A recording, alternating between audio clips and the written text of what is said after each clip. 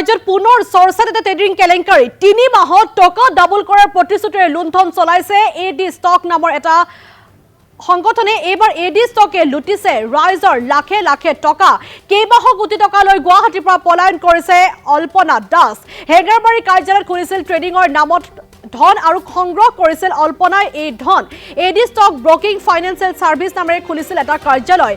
বিনিয়োগকাৰীক মাহিলী 13% সুদ দিয়াৰ প্ৰতিশ্ৰুতি দিছিল অল্পনা বাহিনীয়ে। প্ৰথম অৱস্থাত প্ৰায় 2 বছৰ সময়ত সুদ ঠিকেই দি আছিল বিনিয়োগকাৰীৰ। পিছে চলিত বৰ্ষৰ জুলাইৰ পৰা বিনিয়োগকাৰীক উভতাই দিয়া নাছিল ধন। দীপাংকৰ বৰ্মনৰ পলায়নৰ পিছতে একে কায়দাৰে পলায়ন কৰিছে অল্পনা দাসে। কাৰ্যালয়ত তলা লগাই গুৱাহাটীৰ পৰা পলাই গৈছে এতিয়া অল্পনা দাস বাহিনী। ডিবি ষ্টকৰ দৰে বহিক ৰাজ্যৰ বহু লোকেও ধন বিনিয়োগ কৰিছিল এডি ষ্টকত। এসময়ত ডিবি ষ্টকতে মেনেজাৰ হিচাপে কাম কৰিছিল অভিযুক্ত অল্পনা দাসে। ঘটনা সন্দৰ্ভত ডিছপুট থানাত এজাহাৰ দাখিল কৰিছে এতিয়া বিনিয়োগকাৰীসকলে। পিছে আৰক্ষীয়ে এই পৰ্যন্ত অল্পনা দাসক বিচাৰি উলিয়াব পৰা নাই। আমি পুনৰবাৰ জনাইছো ডিবি ষ্টকৰ স্বত্বাধিকাৰী দীপাংকৰ বৰ্মন ইতিমধ্যে আৰক্ষীৰ জালত পৰিছে। প্ৰায় 2 মাহ দীপাংকৰ বৰ্মনে আত্মগোপন কৰি আছিল আৰু গোৱাৰ পৰা গ্ৰেপ্তাৰ কৰা হৈছিল দীপাংকৰ দাসক। মহাপ্ৰবঞ্চক দীপাংকৰ বৰ্মনক গ্ৰেপ্তাৰ কৰা হৈছিল আৰু এইবাৰ আন এক ট্ৰেডিং প্ৰতিষ্ঠানৰ কেলেংকাৰীৰ বিষয়ে চৰ্চাত আহিছে। এইবাৰ এডি ষ্টকে লুটিছে ৰাইজৰ পৰা লাখে লাখে ধন। 3 মাহত টকা ডাবল কৰাৰ প্ৰতিশ্ৰুতিৰে লুণ্ঠন চলাইছিল অল্পনা দাস নামৰ এগৰাকী মহিলাই। AD stock broking and financial service চলাইছিল অল্পনা দাসে। হেঙেৰাবাৰীত কাৰ্যালয় খুলি ধন লৈ পলাইছে এতিয়া অল্পনা দাস। বিনিয়োগকাৰীক মাহিলী 13% সুদ দিয়াৰ প্ৰতিশ্ৰুতি দিছিল অল্পনা বাহিনীয়ে। প্ৰথম পৰ্যায়ত অৱশ্যে প্ৰায় 2 বছৰ ধৰি সুদ ঠিকেই দি আছিল, কিন্তু শেহতীয়াকৈ জুলাই মাহৰ পৰা কোনো ধৰণৰ পইচা দিয়া নাই, কোনো ধৰণৰ ধন ঘূৰাই দিয়া নাই অল্পনা দাসে। আৰু বৰ্তমান পলাতক অৱস্থাত আছে এইগৰাকী প্ৰবঞ্চক অল্পনা দাস। আৰু ইতিমধ্যে আৰক্ষীক অৱগত কৰিছে বিনিয়োগকাৰীসকলে। ভুক্তভোগীসকলে থানাত এজাহাৰ দাখিল কৰিছে। ডিবি ষ্টকৰ দীপাংকৰ বৰ্মনে যিদৰে পলায়ন কৰিছিল সেই একেই পন্থা অৱলম্বন কৰিছে অল্পনা দাসে। বৰ্তমান পলাতক অৱস্থাত আছে। আৰু অল্পনা দাসৰ যি এডি ষ্টক, এই এডি ষ্টকতো বিনিয়োগ কৰিছিল বহিক ৰাজ্যৰ বহু লোকে বহিক ৰাজ্যৰ ধন বিনিয়োগ কৰিছিল অল্পনা দাসৰ এডি ষ্টকত।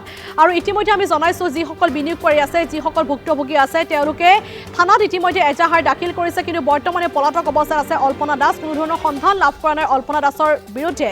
আৰু ডিবি ষ্টকৰ দীপাংকৰ বৰ্মনৰ কাৰ্যালয়ত এগৰাকী অল্পনা দাস মেনেজাৰ ৰূপে আছিল।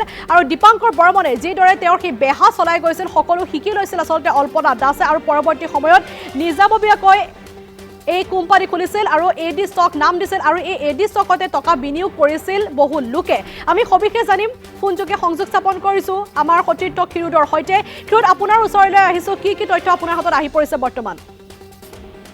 হয়, নিশ্চয়কৈ বুনাচোন এটা কথা ক'ব লাগিব, যিহেতু বৰ্তমান সময়খিনিত আচলতে যি ট্ৰেডিং কেলেংকাৰী আছে, ট্ৰেডিং কেলেংকাৰী ইটোৰ পিছত আন এটা ট্ৰেডিং কেলেংকাৰী পোহৰলৈ আহি আছে। আৰু তাৰ মাজতে দীপাংকৰ বৰ্মন অৰ্থাৎ ডিবি ষ্টকৰ স্বত্বাধিকাৰ আছিলে। আৰু দীপাংকৰ বৰ্মন গ্ৰেপ্তাৰ হোৱাৰ পাছতে বহু কথা হয়তো পিছ পৰি ৰৈছিলে বা লুকাই আছিলে, কিন্তু তাৰ সমান্তৰালভাৱে এতিয়া পুনৰ আন এটা ঘটনা আচলতে সংঘটিত হৈছে, যিটো ঘটনা নেকি আপুনি শুনিলে আচৰিত খাব। কাৰণ ডিবি ষ্টকত একালৰ সতীৰ্থ বুলি ক'ব লাগিব। একালত ডিবি ষ্টকত কাম কৰিছিলে অল্পনা দাসে। বৰ্তমান সময়খিনিত তেওঁৰো এটা আচলতে ট্ৰেডিং কোম্পানী এডি ষ্টক নামেৰে তেওঁ এটা হেঙেৰাবাৰীত প্ৰতিষ্ঠান খুলি বহি আছিলে। আৰু 3 মাহত তেওঁ ডাবল টকা অৰ্থাৎ 1 লাখত 2 লাখ টকা কৰি দিম বুলি আচলতে তেওঁ চুক্তিবদ্ধ হৈছিলে বিভিন্নজনৰ সৈতে আৰু বিনিয়োগকাৰীৰ সৈতে। আৰু তেওঁ সেই সমান্তৰালভাৱে কিন্তু বহিৰাগত ৰাজ্যৰ অৰ্থাৎ বহিৰাজ্যৰো বহু ব্যৱসায়ীৰ পৰাও তেওঁ কোটি কোটি টকা লুণ্ঠন চলাইছিলে এই পইচা ডাবল কৰি দিয়াৰ নামত।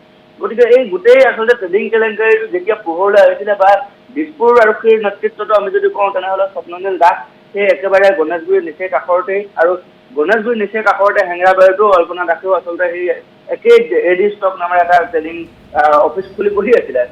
সমান্তৰালভাৱে আমি যদি কওঁ, বিনিয়োগকাৰীয়ে 13% সুদ দিয়াৰ প্ৰতিশ্ৰুতি দিছিল অল্পনা বাহিনীয়ে। কাৰণ অল্পনা বাহিনীও ডিবি ষ্টকত যিহেতু ট্ৰেইন কৰি আহিছিলে, ডিবি ষ্টকত তেওঁ একালত যিহেতু কৰ্মচাৰী আছিলে, আৰু ডিবি ষ্টকৰ পৰা তেওঁ যিখিনি নিয়ম বা ডিবি ষ্টকৰ তেওঁ কেনেধৰণে এই ধনসমূহ লুটিব পাৰি বা কেনেধৰণে মানুহক কৰিব নিয়াব পাৰি, সেই সকলোবিলাক শিকি আচলতে অল্পনাই দীপাংকৰ বৰ্মনৰ পৰা শিকি আহিছিলে। তাৰ পাছতেই তেখেতে নিজাকৈ আচলতে তেওঁ অফিচ খুলি বহি লৈছিলে আৰু সেই সূত্ৰে তেওঁ 13% সুদ দিম বুলি আচলতে বিনিয়োগকাৰীক প্ৰতিশ্ৰুতি দিছিলে।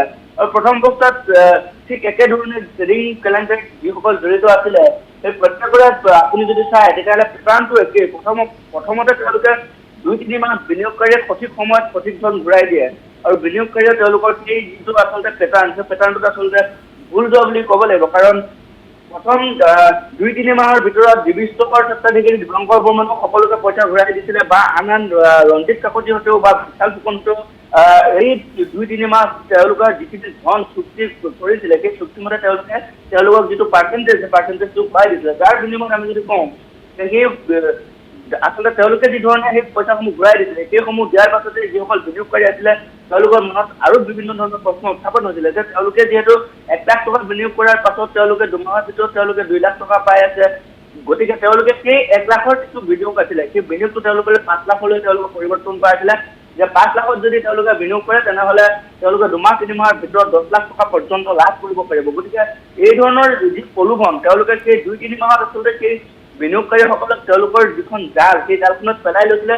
তাৰ পাছতেই যেতিয়া বিনিয়োগকাৰীসকলে তেওঁলোকৰ এমাউণ্টবিলাক বৃদ্ধি কৰি দিছিলে সেই বৃদ্ধি কৰি দিয়া সময়ছোৱাতে আচলতে সেই এডি ষ্টকৰ স্বত্বাধিকাৰী অঞ্জনা দাসে আচলতে এই পইচাসমূহ লৈ বৰ্তমান সময়ত পলায়ন কৰিছে গতিকে ট্ৰেডিং কেলেংকাৰী গোটেই স্কেমটো যেতিয়া পোহৰলৈ আহিছিলে বা ট্ৰেডিং কেলেংকাৰীত জড়িত ব্যক্তিসকল এজনৰ পিছত আনজন যিহেতু গ্ৰেপ্তাৰ হৈ আছে আৰু গোটেই ঘটনাবোৰ আচলতে বৰ্তমান সময়খিনিত CBI তদন্ত যিহেতু অব্যাহত ৰাখিছে সেই সময়ছোৱাতে কিন্তু আন একাংশই বৰ্তমান সময়ত কিন্তু আত্মগোপন কৰি আছে যাতে তেওঁলোকে এই যে আৰক্ষীৰ তদন্তত আহিব নোৱাৰে বা আৰক্ষীয়ে তেওঁলোকক বিচাৰি উলিয়াব নোৱাৰে গতিকে এই এডি ষ্টকৰ কাহিনীটো এতিয়া পুৰণা নহয় নতুন নহয় কাৰণ এডি ষ্টকৰ কথাখিনিও সেই ট্ৰেডিঙৰ সময়ছোৱাতে আচলতে গম পাইছিলে কাৰণ দীপাংকৰ বৰ্মনক গ্ৰেপ্তাৰ কৰাৰ পাছত নিশ্চয়কৈ দীপাংকৰ বৰ্মনে এডি ষ্টকৰ বিষয়ে জনাব লাগিব কাৰণ এফালৰ প্ৰতি পুনৰ কৈছো যে দীপাংকৰ বৰ্মনৰ লগত যিহেতু এডি ষ্টকৰ স্বত্বাধিকাৰীও এটা সময়ত যিহেতু কাম কৰিছিল গতিকে দুয়োৰে যিটো ট্ৰেডিং কথা বা ট্ৰেডিং ষ্টকৰ কথা সকলোৱে জানে গতিকে সেই সময়ছোৱাত দীপাংকৰে